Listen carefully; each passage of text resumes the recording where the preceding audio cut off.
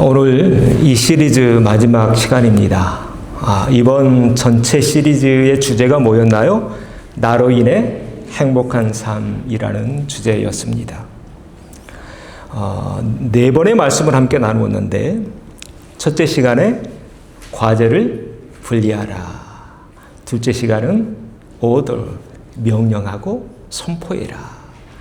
셋째 시간은 뜻 따라 사명 따라야 행복해진다. 넷째 시간은 재능대로 은사대로 살아야 된다. 이런 말씀을 함께 나누었습니다. 오늘 마지막 시간인데 오늘 제목 같이 읽죠. 감사하면 행복해진다. 어떻게 오늘 이 주제에 이 제목에 공감이 되십니까? 자, 감사해야 뭐해진다고요? 행복해진다. 감사에 관한 말씀을 함께 나누려고 합니다. 첫 번째입니다. 같이 읽죠. 감사는 하나님의 뜻이다. 오늘 성경은 우리에게 이렇게 말합니다. 항상 기뻐하라, 쉬지 말고 기도하라, 범사에 감사하라. 이것이 그리스도 예수 안에서 너희를 향하신 하나님의 뜻이다. 하나님의 뜻이다. 사탄이 하지 않는 세 가지가 이거랍니다. 사탄은 웃지 않는데요. 사탄은 기뻐하지 않는다고 합니다. 또 마귀는 하나님께 기도할까요?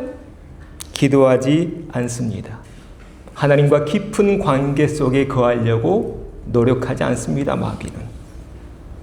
또 루시퍼는 자신을 창조하신 하나님께 감사할까요? 감사하지 않는다고 합니다. 이에 반해 하나님의 자녀인 우리는 어떻게 살아야 될까요? 항상 기뻐하며 산다고 합니다. 쉬지 않고 하나님과 대화하면서 인생을 설계해 간다고 합니다. 그리고 마지막 세 번째, 범사에 감사하며 산다고 합니다. 왜요? 그것이 누구의 뜻? 우리를 창조하신 하나님의 뜻이니까요. 그래서 내가 지금 하나님의 자녀답게 살고 있는지 아닌지는 이 단어를 통해서 판가름 나게 됩니다. 바라기는 우리 참사망의 모든 식구들, 하나님 뜻 안에 거하는 천국 백성들 되어야 할 줄로 믿습니다. 자, 이렇게 인사하죠. 기뻐하며 삽시다. 한번 웃어주세요. 씩 하고 한번 웃어주세요. 기뻐하며 삽시다. 다시 한번요. 기도하며 삽시다. 감사하며 삽시다. 아멘. 네. 이것이 하나님의 뜻이다. 명확해요. 명확하게 이것이 하나님의 뜻이야라고 나와 있는 성경 구절이 몇 구절 안 돼요. 그 가운데 하나가 우리가 보고 있는 이 단어들입니다. 이 세 가지 단어 중에 오늘 주제는 감사인데요. 그러면 우리 지구에 살고 있는 사람들, 지금 한 80억 된다고 하죠? 이 80억의 인구는 지금 어떻게 살고 있을까? 이 말씀을 통해서 알게 돼요. 자, 이 말씀 잘 아시죠? 한번 읽어보죠. 10사람이 다 깨끗함을 받지 아니하였느냐? 그 9은 어디 있느냐? 이게 무슨 장면이죠? 나병 환자 몇 명이? 10명이 고침받았어요. 그런데 딱 한 명만 예수님께 감사로 나오죠.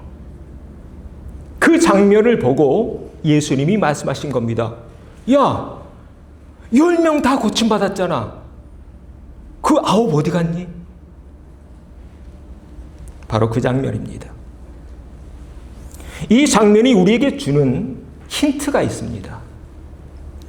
이 지구에 80억의 인구가 있는데 열의 9은 감사와는 먼 삶을 살고 있더라는 것입니다. 이것이 지구의 실상 아니겠는가? 조금 충격적인 장면입니다. 예수님도 충격 먹으신 거예요. 분명 10명 고쳐줬는데 몇 명 찾아왔어요? 딱 한 명. 오늘을 사는 우리에게 이 장면이 충격으로 다가오는 이유는 우리는 보통 이렇게 말합니다. 아이, 목사님, 감사할 일이 있어야 감사를 하죠. 혹시 오늘 인사 나눌 때 그런 마음 먹으신 거 제가 들었습니다. 마음속으로, 아이, 뭐 감사는 감사야. 뭐 감사할 일이 있어야 감사하지. 목사님 또 쓸데없는 소리. 네. 여기에서 한 분이 그러셨고 저쪽에서는 안 그러셨어요. 네. 자, 이 장면을 보십시오. 분명 좋은 일이죠. 기적이죠. 나병이 나았는데요. 나병이 나았는데요. 우리는 보통 이렇게 말합니다. 감사하자라고 하면, 아니, 뭐, 좋은 일이 생겨야 감사하죠. 이 장면 보십시오. 좋은 일이 생겼는데도 감사하지 않습니다. 그래서 그 공식은 깨지게 됩니다. 좋은 일이 있어야, 좋은 사건이 나에게 보여줘야 내가 감사하고 기쁘게 이렇게 살아간다라는 이런 공식. 아이, 목사님, 뭐 좋은 일이 있어야 감사하지요. 이런 반문, 선입견은 이 장면에서 산산이 깨지고 맙니다. 반대의 경우도 마찬가지입니다. 우리는 보통 이렇게 생각합니다. 안 좋은 일이 생기면 당연히 내 입술에서 불평이 나오고 원망이 나오고 투정이 나오고 이게 당연한 것 아닌가, 이런 생각을 가지고 삽니다. 그러나 사람이 꼭 그렇게만 살아야 할까요? 성경은 그렇지만은 않다는 것을 보여줍니다. 바로 이 사람을 통해요. 이 사람 누군가요? 네, 같이 읽어봅니다. 우리가 하나님께 복을 받았은즉 화도 받지 아니하겠느냐 하고 이 모든 일에 욥이 입술로 범죄하지 아니하니라. 그 많은 것 다 잃었잖아요. 그 예쁜 자식들 하룻밤에 큰 태풍이 불어서 다 죽었잖아요. 마지막 남은 이 몸뚱아리 하나 너무 가려워서 기와장으로 이게 빡빡 긁고 있잖아요.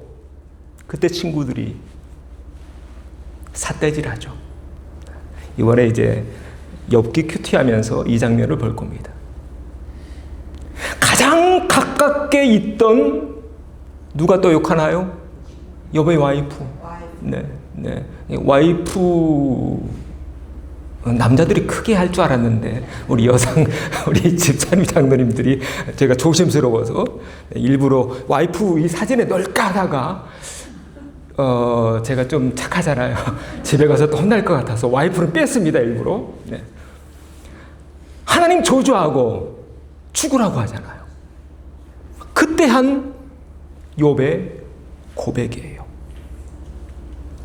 욥을 통해서, 성경의 인물들을 통해서 우리가 알게 됩니다. 우리는 보통 안 좋은 일 생기면 불평, 원망, 투정, 남 탓, 당연하다, 이런 상식, 이런 공식 가지고 살지만 이런 성경 인물들을 통해 그러한 공식 또한 산산이 부서진다라는 것을 알게 됩니다.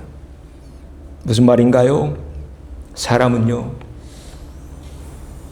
나에게 안 좋은 일이 생겼다고 해서 꼭 불평과 원망 가운데 살 필요는 없다라는 거예요. 그리고 이게 성경입니다. 그래서 우리 크리스찬들은 어떤 사람들이냐? 한번 따라서 하시죠. 크리스찬은 상식을 깨는 사람들입니다. 믿으십니까? 이게 성경이에요. 그래서 성경은 우리 크리스찬을 이렇게 말하고 있어요. 같이 읽습니다.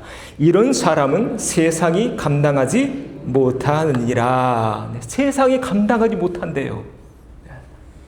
왜? 왜 감당하지 못할까? 오늘 본문 우리가 봤잖아요. 우리는 범사에 감사하며 사니까. 이 범사가 무슨 뜻인지 알죠? 좋을 때도 감사, 안 좋을 때도 감사. 이게 범사입니다. 우리가 이렇게 살기에 세상 사람들이 우리 크리스찬들을 감당하지 못한다. 바라기는 우리가 바로 그런 사람들임을 믿음으로 믿으시기를 바랍니다. 자, 이렇게 인사합니다. 당신이 세상을 이깁니다. 한 번 더요. 세상이 당신을 감당하지 못할 것입니다. 아멘. 네, 이게 크리스찬의 삶이다. 세상이 우리를 감당하지 못한다. 그래서 다음 두 번째 소수제로 이제 넘어가게 됩니다. 같이 읽죠. 감사할 때 세상을 이길 능력이 나온다. 세상을 이길 능력 언제 나와요? 감사할 때요. 그래서 성경은 범사에 감사라고 말하고 있는 겁니다. 그 예 우리가 욥을 통해서 봤습니다. 욥 얼마든지 불평할 수 있었어요. 얼마든지 원망 할 수 있어요. 그런데 끝까지 자신의 입술을 지킵니다. 욥의 이야기가 주는 교훈이 바로 이것입니다. 우리가 이 지구라는 행성에 잠깐 살다 가는데 이 잠깐 왔다 가는 이 시간 속에서 우리가 입술 지키면서 살면 우리 인생이 이렇게 되더라는 거예요. 욥의 말년인데 여호와께서 욥의 말년에 욥에게 처음보다 더 복을 주셔요. 복을 주셔요. 많이 주시죠. 그 다음 주황색 아래 같이 읽죠. 그 후에 욥이 140년을 사며 아들과 손자 4대를 보았고. 와, 이게 욥기의 결론입니다. 우리의 삶이 감사까지는 가지 못하더라도 적어도 뭘 지켜요? 입술을 지키고 살면 이런 결말을 볼 수 있다는 것, 욥기가 우리에게 말하고 있는 바입니다. 그래서 제가 자주 말씀드리죠. 힘들 때는 입술을 닫읍시다. 힘들 때는요. 왜요? 힘들 때는 내 몸이 힘들면 좋은 말이 안 나와요. 또 우리 남자들 배고플 때 좋은 말이 안 나와요. 우리 남자들 잘 먹어야 돼요. 그래야 입술에서 좋은 말이 나와요. 이 얘기는 제 얘기예요. 저는 배고픈 걸 못 참아요. 한국에 있을 때 목회자 세미나를 갔는데 강사 목사님들이 그래요.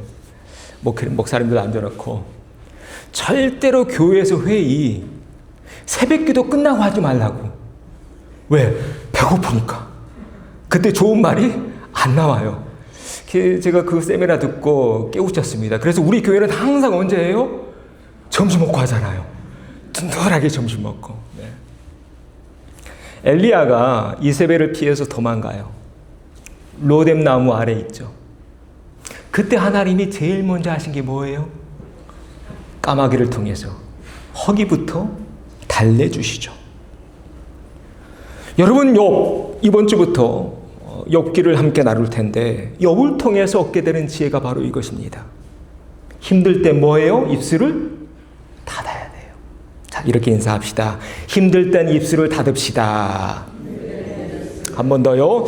입술을 지켜야 행복해집니다. 욥기 이야기가 바로 이거다. 적어도 입술만 지켜도 하나님은 우리에게 복을 주시더라. 조금 더 깊이 들어가 보죠. 그런데 우리의 삶이 입술을 지키는 것을 뛰어넘는 경지가 되어서 범사에, 나에게 좋을 때 또 안 좋을 때든 범사에 감사하면서 살면 어떤 일이 벌어질까? 이제 신약으로 넘어갑니다. 이렇게 됩니다. 같이 읽죠. 이에 갑자기 큰 지진이 나서 옥토가 움직이고 문이 곧 다 열리며 모든 사람의 매인 것이 다 벗어진지라. 네, 사도행전 16장인데 이거 누구하고 누가 지금 옥에 갇혀 있을 때 벌어진 일인데 바울하고 실라. 지진이 나서 옥토가 흔들렸다. 문이 다 열렸다. 나를 메고 있는 것이 다 풀렸다. 놀라운 기적입니다. 그런데 이 기적 구체적으로 어떤 상황에서 보여졌을까 읽어보죠. 한밤중에 바울과 실라가 기도하고 하나님께 찬송하며 죄수들이 듣더라. 자, 바울과 실라가 뭐 할 때? 기도하고 찬송할 때. 기도하고 찬송할 때. 내 입술에서 불평과 원망과 탓이 아니라 기도하고 하나님께 찬송을 올려드렸더니 이런 놀라운 일이 벌어지더라는 것입니다. 자, 이 장면에서 맨 위에 있는 한밤중에라는 단어 주목해 보십시오. 우리도 인생에서 가끔 살다가 깜깜한 한밤중 만나잖아요. 일이 안 풀릴 때 있잖아요. 내일도 안 풀릴 때 있고, 자식 일도 안 풀릴 때 있고, 사업도 안 풀릴 때 있고, 또 건강도 안 풀릴 때 있고. 여러분, 그럴 때 이 말씀을 꼭 기억하십시오. 기도와 찬송을 올려드렸더니 옥토가 움직입니다. 문이 열립니다. 맨 것이 벗어지게 됩니다. 이것이 감사의 능력임을 기억하십시오. 그래서 여러분 삶에 혹 되는 일이 없다고 해서 불평하면 될까요? 안 될까요? 안 됩니다. 살 길이 막막하다고 해서 낙심하면 될까요? 안 될까요? 안 됩니다. 인생이 안 풀린다고 해서 남을 원망하면 될까요? 안 될까요? 안 됩니다. 언제 풀리느냐? 따라서 합니다. 감사할 때 풀립니다. 아멘. 감사할 때 풀린다. 그런 예가 성경에 수없이 나와요. 하루는 예수님이 이렇게 설교를 하고 있었어요. 너무 많은 사람들이 온 거예요. 들녘에 가득 찼어요. 그런데 먹을 게 없어요. 밥 먹을 때가 됐는데 그때 예수님 떡 5개와 물고기 2마리를 가지사 뭐 하셨나요? 하늘을 우러러 축사하셔요. 그랬더니 기적이 벌어져요. 이제 다 배불리 먹어요. 몇 광주리 남았나요? 12광주리가 남게 됩니다. 바라기는 우리도 하나님 믿고 사는 사람들이잖아요. 우리도 예수님의 사람들이잖아요.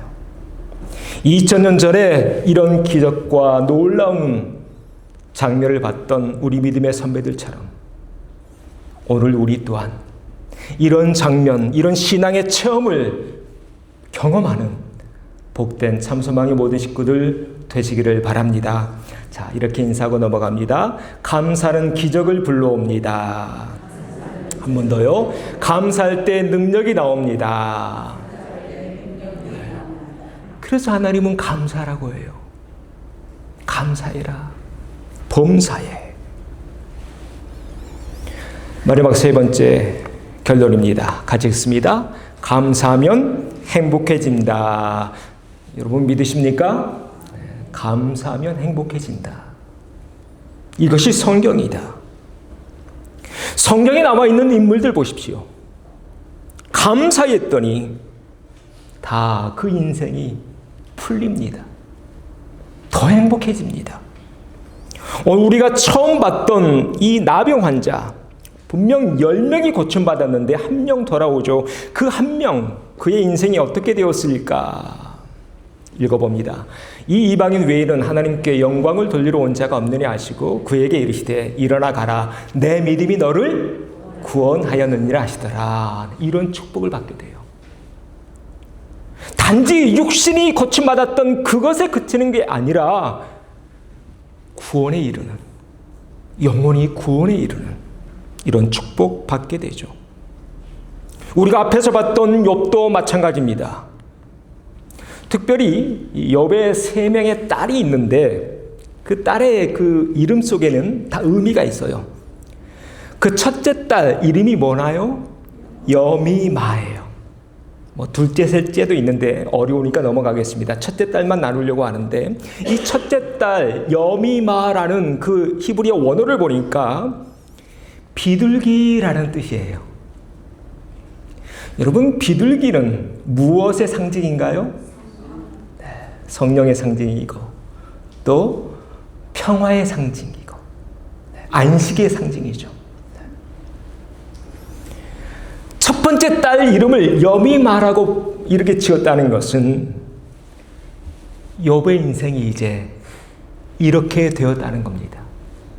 평안이 가득합니다. 하나님의 영이 가득합니다. 하나님의 축복이 가득합니다. 이렇게 바뀌게 되더라는 것입니다. 오늘도 우리가 봤던 바울과 실라의 결론도 마찬가지입니다. 그렇게 옥문이 열리자 간수가 칼을 빼서 스스로 자결을 하려고 합니다. 그때 바울과 실라가 막죠. 그러지 마세요. 우리 아직 여기 있어요. 그리고 이 장면으로 넘어갑니다. 같이 읽습니다. 주 예수를 믿으라. 그리하면 너와 내 집이 구원을 받으리라. 아멘. 그래서 바울과 실라만 행복으로 끝나지 않습니다. 바울과 실라의 행복이 누구한테 넘어가나요? 간수장에게 넘어갑니다. 간수장만 행복하고 끝났나요? 그렇지 않습니다. 너와 내 집이 구원을 받으리라. 행복이 점점 파장을 멀리 하고 있습니다. 나 혼자 행복하고 끝나는 삶이 아니라 우리가 감사하면서 살면 그 감사가 가져오는 그 축복이 계속 지경을 넓혀가고 있더라는 것입니다. 바라기는 우리의 삶이 이루어야 될 줄로 믿습니다. 이 유명한 말씀이 바로 사도행전 16장에 나오잖아요. 이 말씀 한 구절로 얼마나 많은 가정이 구원받았는지요. 여러분, 전도할 때마다 그래, 우리 식구들 구원해야지. 이 말씀 바로 오늘 바울과 실라의 장면에서 나왔다. 그래서 그런 말이 있습니다. 따라서 합니다. 행복도 전염된다. 맞죠? 네. 뭐도 전염돼요? 행복도 전염돼요. 바라기는 바울과 실라처럼, 이 간수장처럼 행복을 전염시켜가는 우리 참소망의 모든 사람들 되시기를 바랍니다. 이렇게 인사합니다. 행복을 전염시킵시다. 그래서 이번 시리즈의 큰 주제를 그렇게 잡았습니다. 누구로 인해 행복한 삶? 나로 인해. 나로 인해. 내가 먼저 행복을 느껴봐야죠. 그래야 그 행복을 전염시킬 수 있으니까. 우리 교회에 몸담고 있는 우리 한 사람 한 사람, 여러분을 통해 이 땅 시카고가 더욱 행복해지는 도시 되어지기를 소망합니다. 그것이 우리를 이곳에 부르신 하나님의 거룩한 뜻인 줄로 믿습니다. 제가 책을 읽다가 아주 좋은 예화가 하나 있어서 마지막 그 예화를 나누고 오늘 말씀을 마칠까 합니다. 영국의 유명한 주석가가 있습니다. 매튜 헨리라는 주석가인데 목사님이에요. 밤에 길을 가다가 강도를 만납니다. 그래서 다 뺏겨요. 이 목사님은 밤마다 일기를 썼대요. 그날 일기장에 이런 글이 적혀 있었습니다. 4가지를 적어놨는데 제가 읽어드릴게요. 4가지 감사. 첫째, 지금까지 한 번도 강도를 맞은 적이 없었으니 감사합니다. 2번째 감사. 비록 그들이 내 지갑은 가져갔지만 내 생명은 빼앗지 않았으니 감사합니다. 3번째 감사. 내 지갑에 있던 돈이 전부였을지라도 그리 많은 액수가 아니었으니 감사합니다. 네 번째 감사.